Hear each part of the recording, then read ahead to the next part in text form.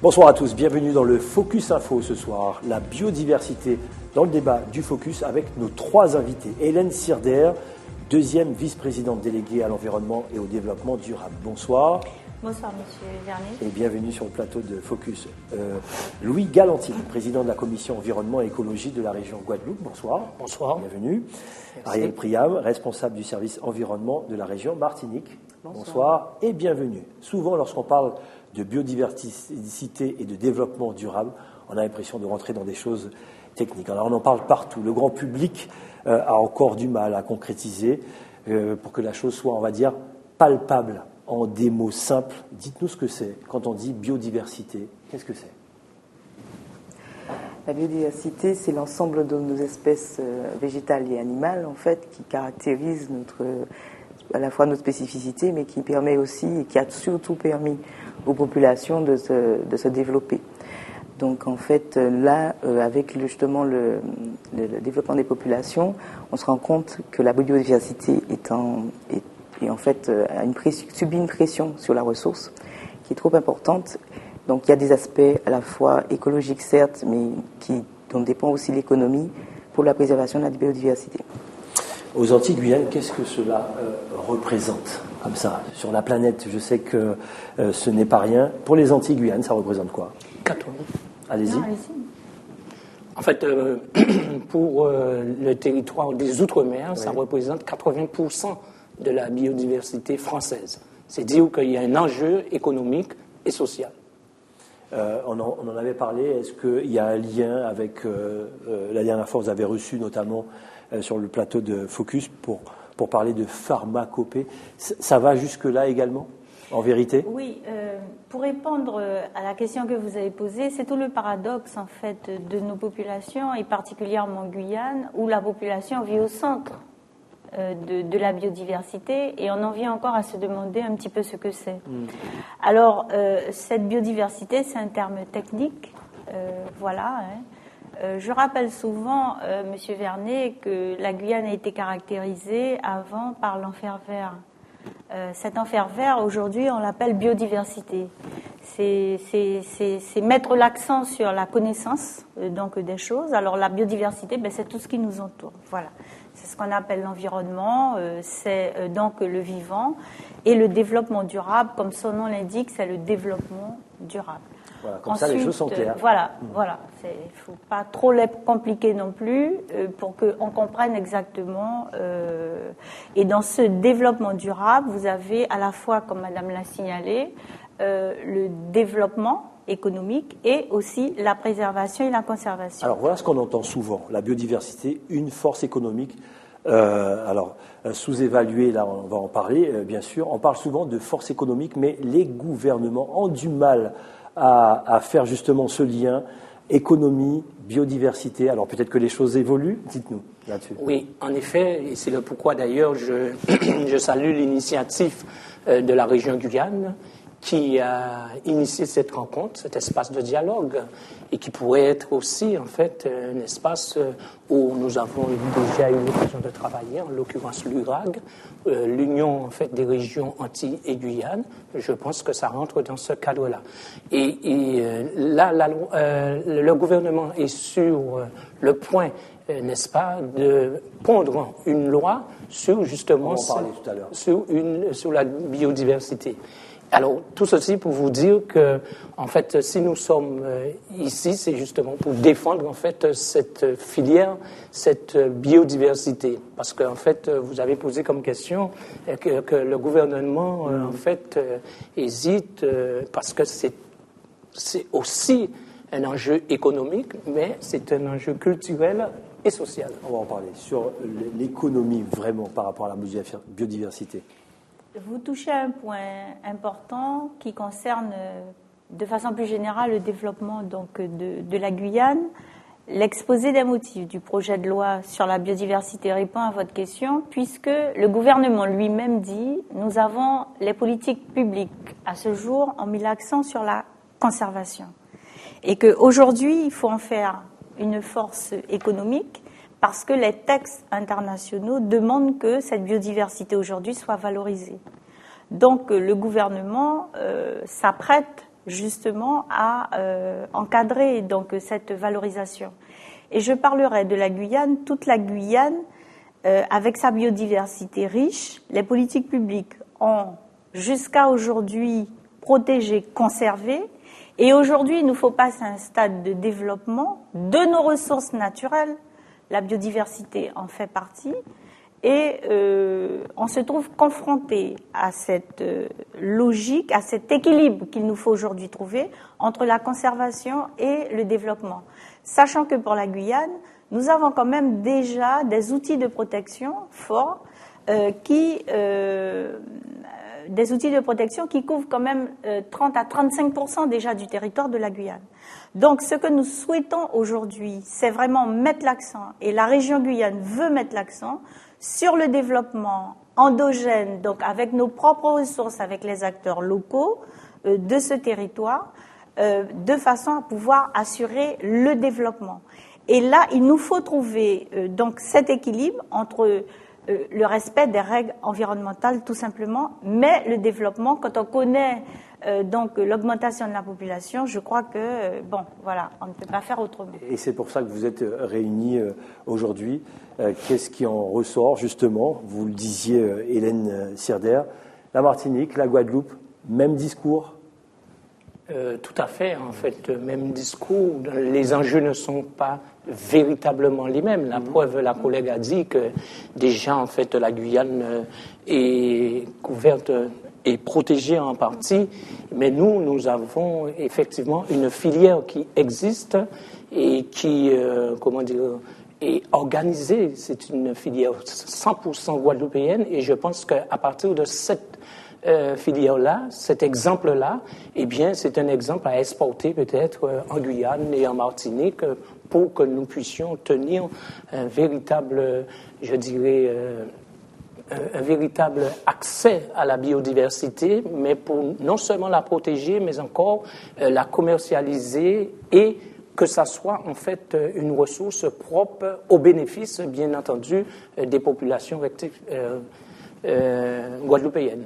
Des connaissances traditionnelles associées à cette biodiversité.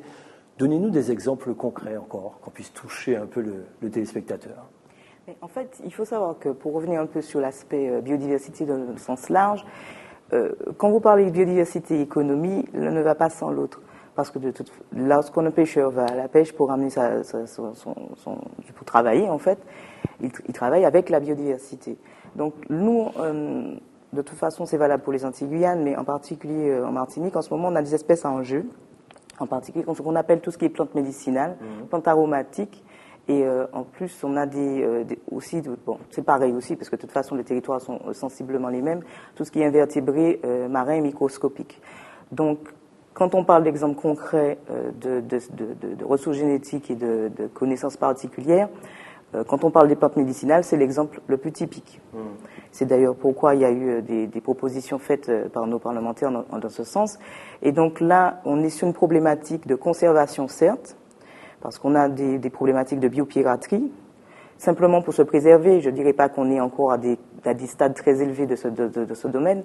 Et en fait, et aussi le principe de se dire qu'il faudrait que cette biodiversité qui existe soit valorisée pour qu'on ait des retombées locales, des retombées simplement économiques. Parce que souvent, quand on cherche à faire, prendre conscience d'une nécessité de conservation, il faut que derrière, il y ait une valorisation économique. Des exemples pour la Guadeloupe? Eh bien, nous avons en fait Phytobocase, qui est dirigé par en fait le docteur Joseph, qui était venu récemment en Guyane, mais qui se bat pour la cause en fait. Pourquoi? Déjà, c'est lui qui est à l'initiative en fait de cette filière-là en Guadeloupe et qui veut vendre en fait son produit et qui travaille en bonne collaboration avec la Guadeloupe. Il faut rappeler aussi que la région Guadeloupe a accompagné la filière et souhaite protéger aussi par la même occasion la filière, et qui c'est une petite entreprise et locale, et c'est là où j'insiste sur cet aspect économique, social, mais aussi pour le développement même de nos territoires. D'ailleurs, si nous sommes ensemble ici aujourd'hui en Guyane, c'est pour bien faire des propositions amender la loi qui sera en fait discutée prochainement. Voilà. Et pour la Guyane?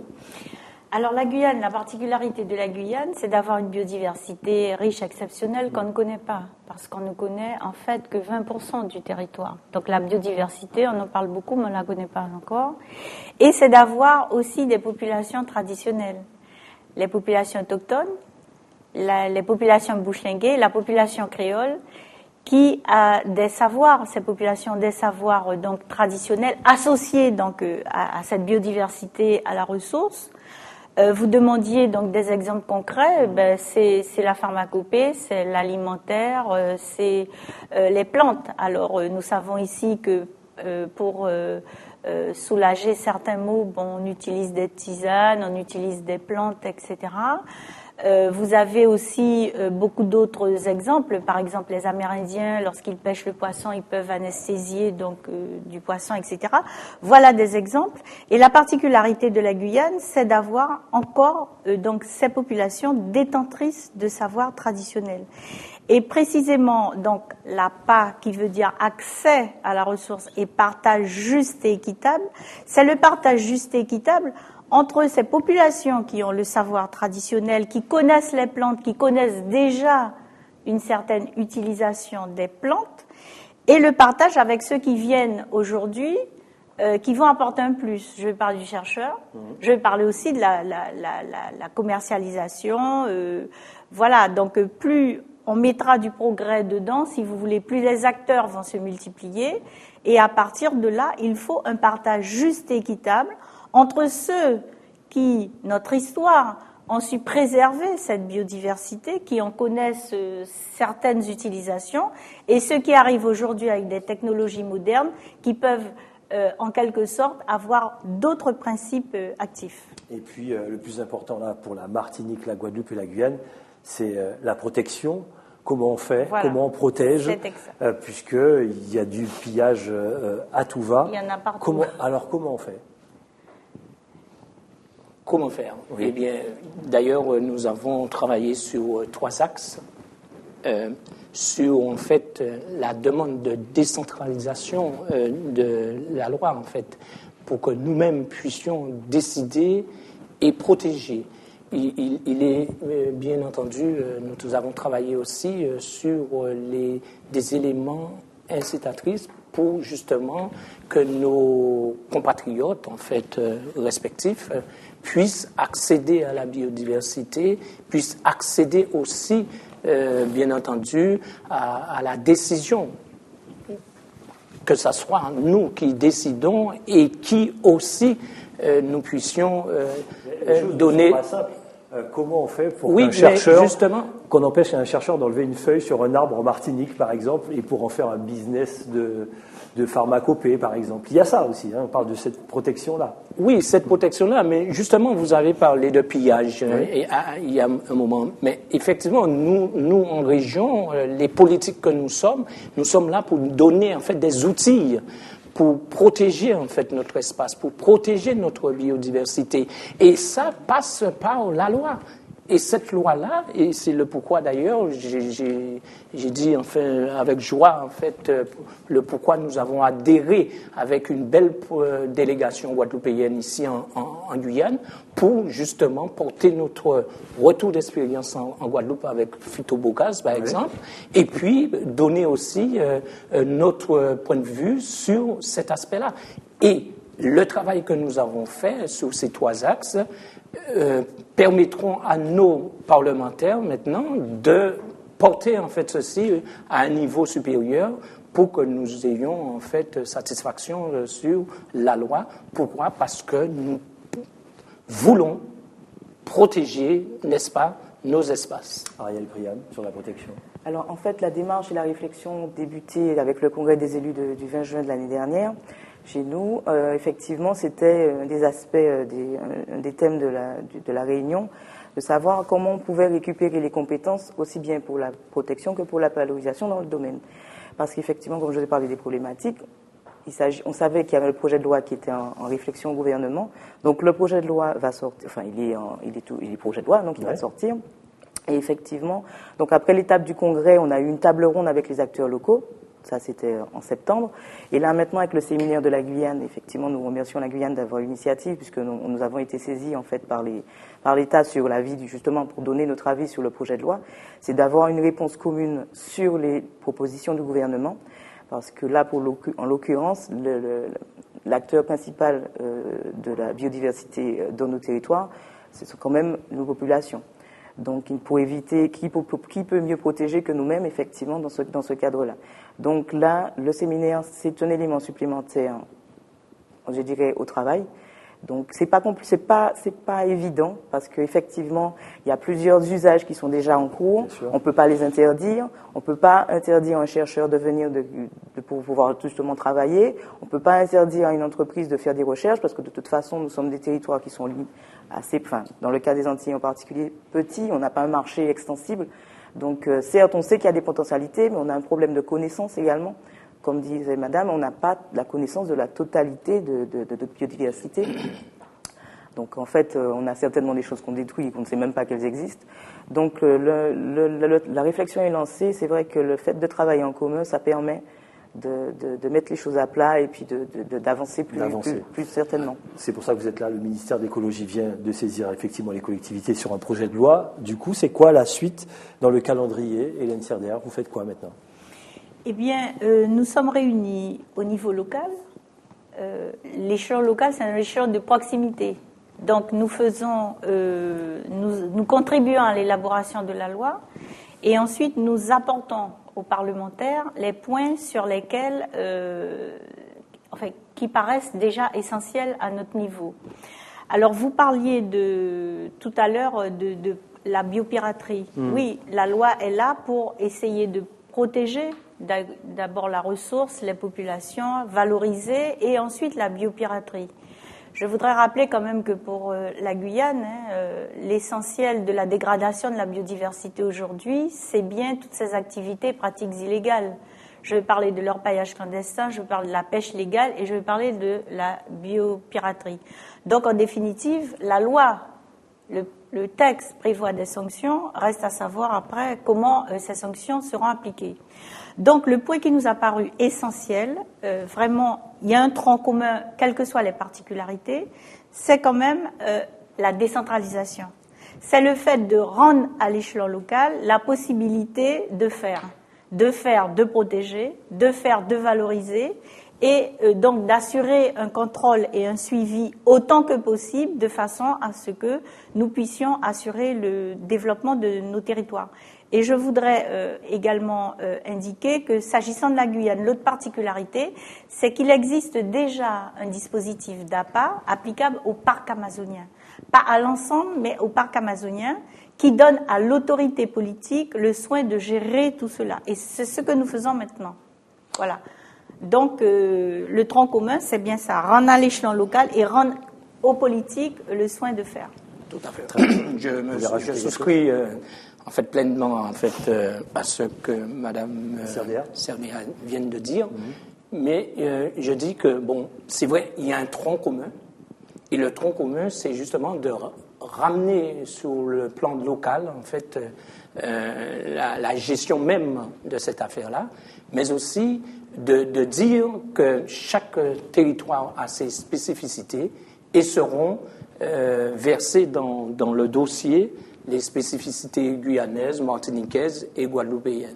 Mais la décentralisation en la matière n'a de sens que seulement si on décide nous-mêmes de la protection, mais aussi de l'autorisation, pour qu'il y ait justement ce filtrage, comme vous avez fait allusion.